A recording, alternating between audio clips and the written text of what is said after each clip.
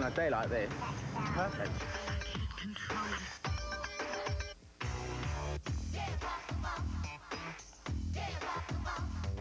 They're about 3 times as fast as a car and about twice as fast as a tube.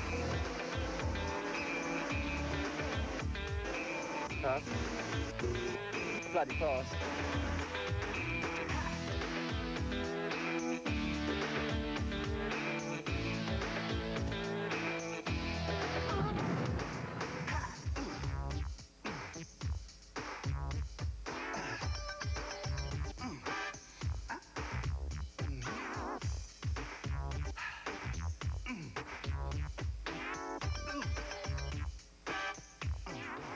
Definitely have to be a bit strange.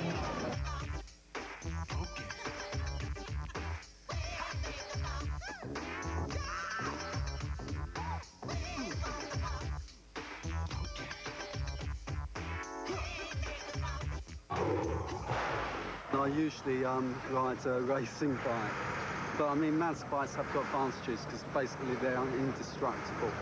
Because like everything's at your fingertips, you know, like the brakes and the gears.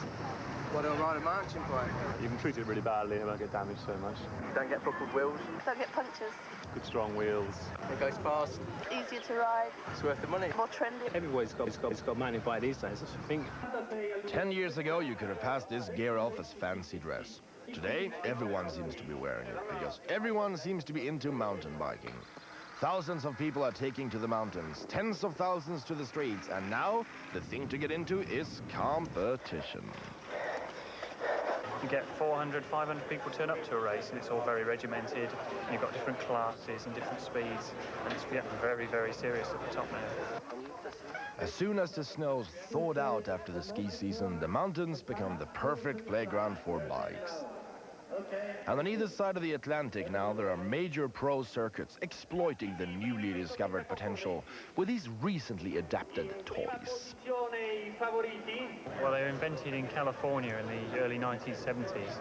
Some guys got ordinary beach cruisers, and they decided what they wanted was to put a bit more life in them and not just pose around on the beach, but actually get up into the scenery of California, up into the mountains. And they sort of cobbled together and put 10 and then 15 gears on and turn them into what now is a mountain bike.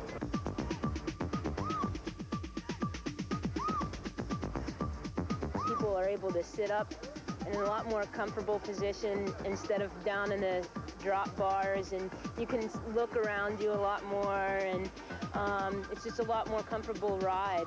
And the tires are a lot wider, and they also have more rubber on them, more knobbies they're called, and it gives a little bit more comfortable ride as well. See the tires and the rims, the frame, it's very strong, the design is strong, and the riding position is fairly aggressive for that type of thing. And mountain bikes are actually provided with very wide bars to give you, you know, like the maximum amount of steerability going and hold-on ability when you're going through woods and up and down mountains. But yeah, that's you know, that's why people tend to ride. Whoops. High five.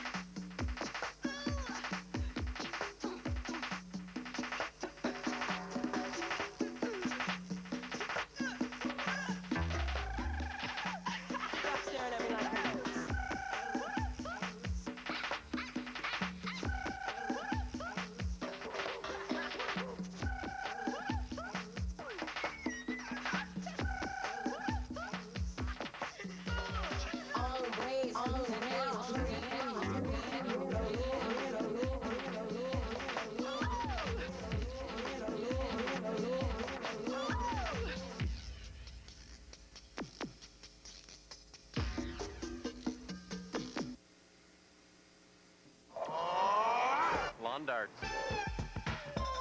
Greatest sport, a kid's dream.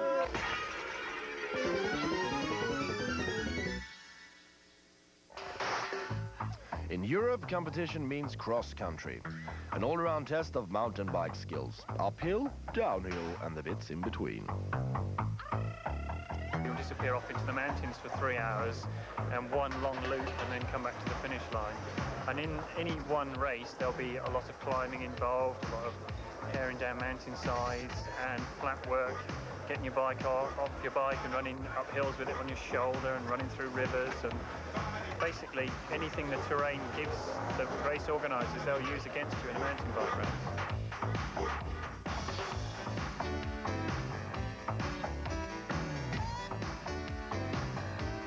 Woods look nice.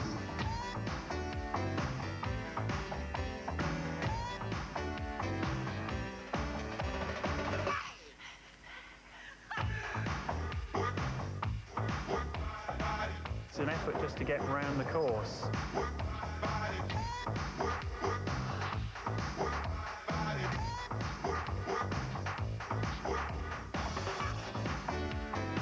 And the secret is try to keep control. The faster you can go, but still keeping control, the better descender you are.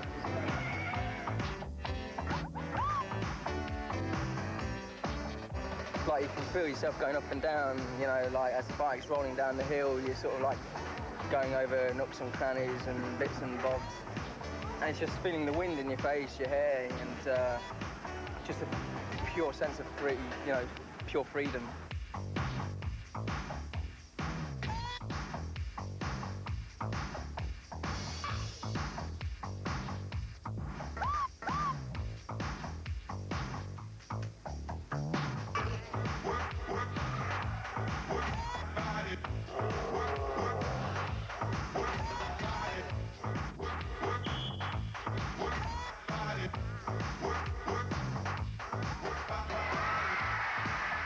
You've got a firmer wheel with a broader wheel and a tougher tyre, you're not so likely to get punctures or to have a twisted wheel, and that's the big advantage.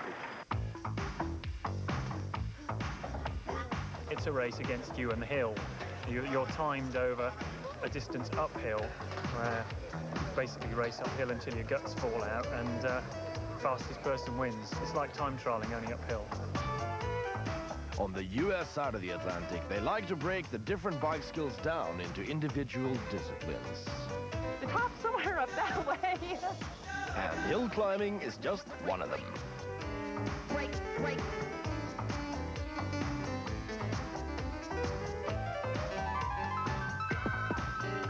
And they'll have something called observed trials, which is basically they set out a very tight course over very rough obstacles, which you have to ride without putting your feet down.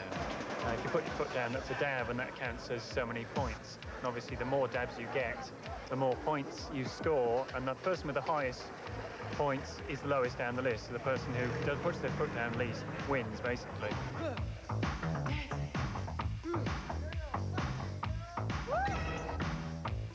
Better your thing, boy. What you think you're doing over there? Stop staring at me like that. And don't look so hard. Oh, I like it like this. I think I'm having fun. What do you think you're having? Don't touch me over there. Oh, that feels good. Oh, wait a minute. Hold on, baby.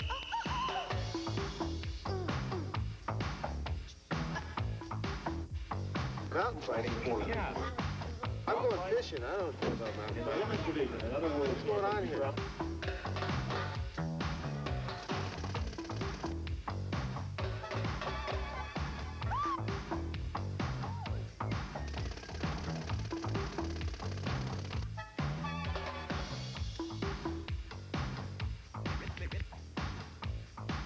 This aluminum seat is really not as uncomfortable as it looks. You can really tolerate to sit on it while you wait your turn in a section or while you're bragging afterwards. The bikes used in trials are designed specifically to cope with the obstacles, but the regular mountain bike is rugged enough for most situations. One of its toughest tests is coping with city life. The mountain bike has been adopted as the tool of the trade by the townie cycle couriers, a tough tribe of buccaneering cyclists who make a living from cycling the streets. Right, I've got to go. Okay, Do you get fed up with saying Roger Roger all the time? Roger Roger.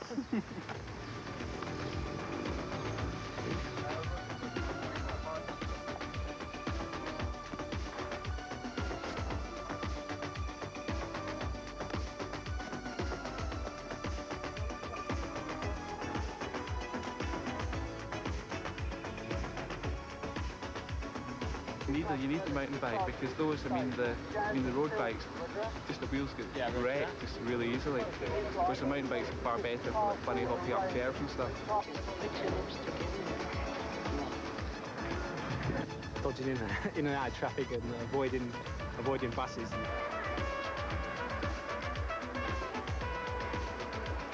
There's not many jobs you can do where it's, you have that sort of sense of adventure. Not that I'm a danger freak or anything like that, but it's just nice to be able to come quite close to the edge. You have to have a sort of psychotic instinct to want to do couriering. It's a hard job and it sort of, makes money. I enjoy it. But, there's no such thing as an old courier. There we go, right.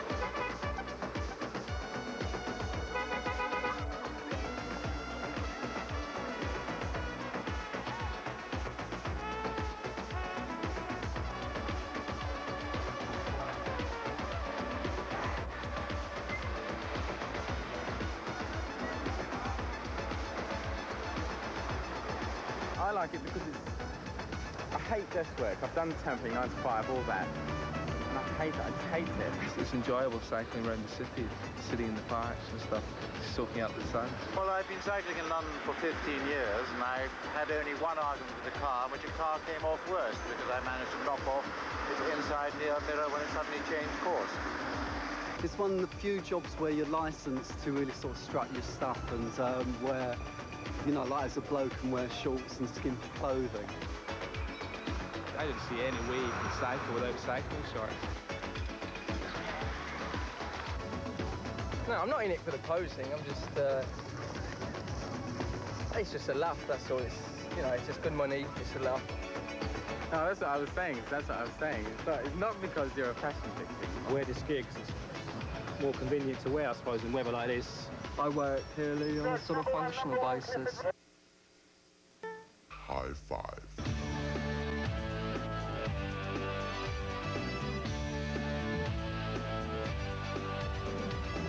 The men in suits, they're looking bored.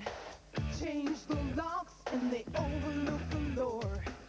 The lies they told in my face say I'm to blame and I haven't got a case. One standing straight, shaking like a leaf. Outside the law, but it's still gonna speak. But the beat didn't care, 'cause you get a share. To help the system get me out of there.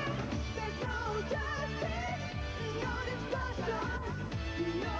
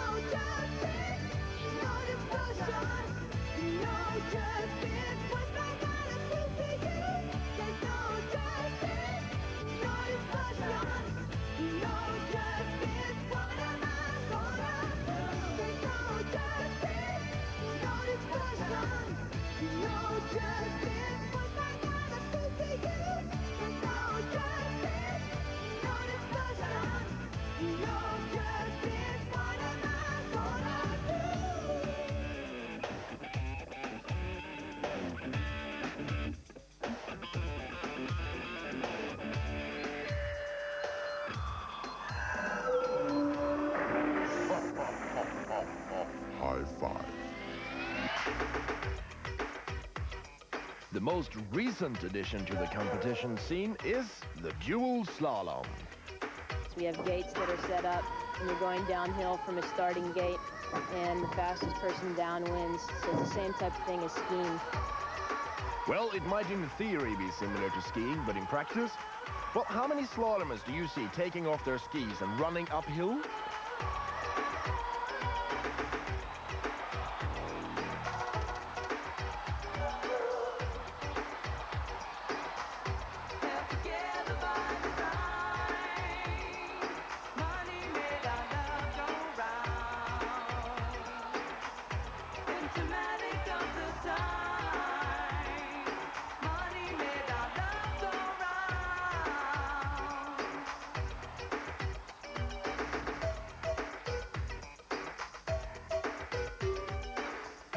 Two people start at the top of a hill, usually a very twisty mountain track, and they'll go herring down as fast as they can, and it's the first person to the bottom. And it's very, very exciting, very, very... Well, it feels dangerous, not as dangerous as you'd think, but very, very exciting for the people riding especially.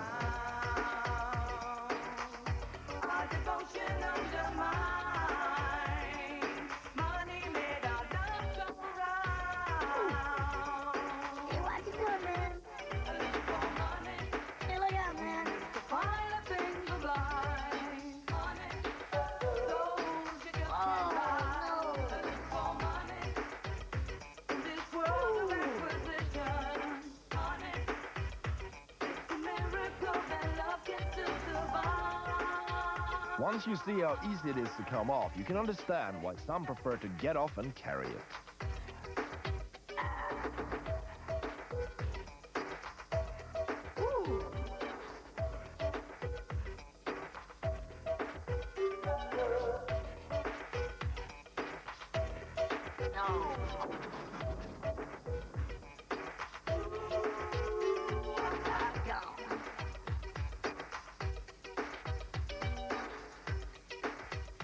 Risky business, this mountain biking.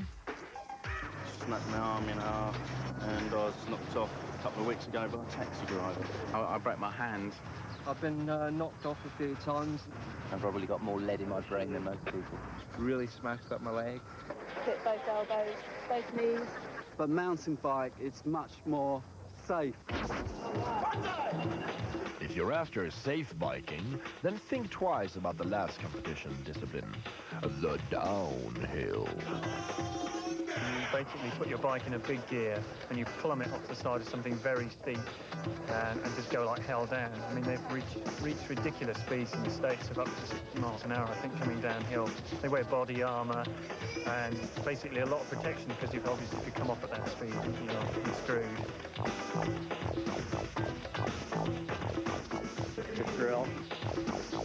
Here at Mammoth Mountain in California, they call the course the Kamikaze. Quelle surprise.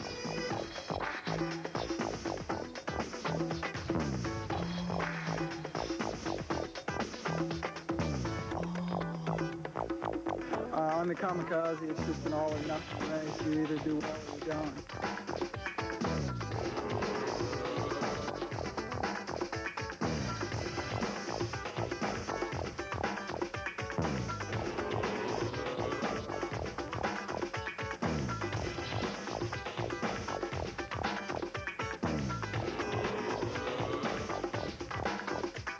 If you let off your brakes, your automatic goes up 50, 55 miles an hour on a straightaway. 55 miles an hour on a bicycle going down a bumpy track? Would you? Well, if the answer is yes, then be prepared with the plasters.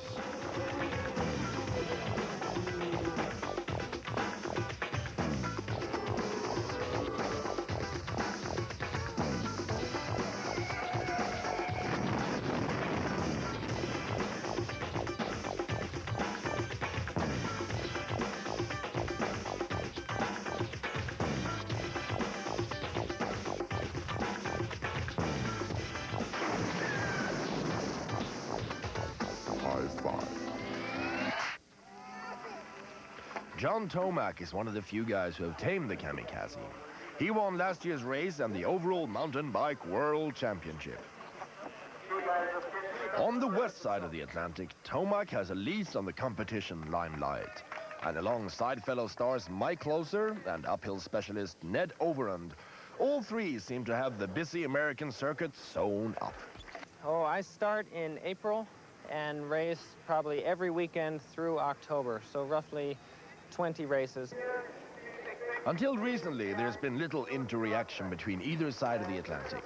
But now the Americans are competing in Europe, and top Europeans like Tim Gould compete in the US. The whole scene has become very international. A battle.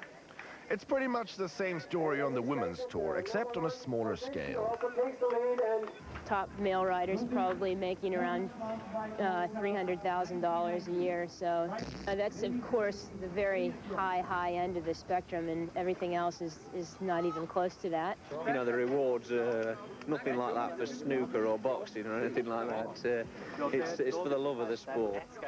I feel that the women will never make as much as a golfer or tennis player or something where you can attract the spectators inside an enclosed stadium, but I'm certainly making enough to live off on and doing fine. It's probably easier to make a living as a bike courier, but you'll have to adapt to the lifestyle before you get accepted as part of the family. It's all nice, sort of hanging around here, waiting for jobs and things like that. You sort of get talking to different people, different companies. Eat on the hoof. Well, my diet consists of a bottle of Evian and chips. People throw olives at you. I think they need to sort of just slow up a bit.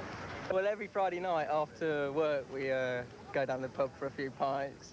Party as much as you can. We all gather at sort of varying pubs and then go for a drink and go home. You know, without hopefully being too drunk to handle our prized possessions. It's a bit of a family. You know, everyone helps each other out if you want to spit short of money and stuff, you know, to lend it out. When you do see somebody, you know, you stop and you have a bit of a chat, and it's really, really quite friendly, especially in weather like this. It's really, really nice. You know, you're forever always going along the streets going, how you doing, you all right? I think it's going to keep growing. I think some people thought it would just be a boom and happen and then fizzle out or a fad, I guess, and it's definitely here to stay. It's very much, I think, becoming a very, very urban sport. You know, you live in a city, it's quite a thing to do. Mountain biking's here to stay. It's going to be something that's going to last.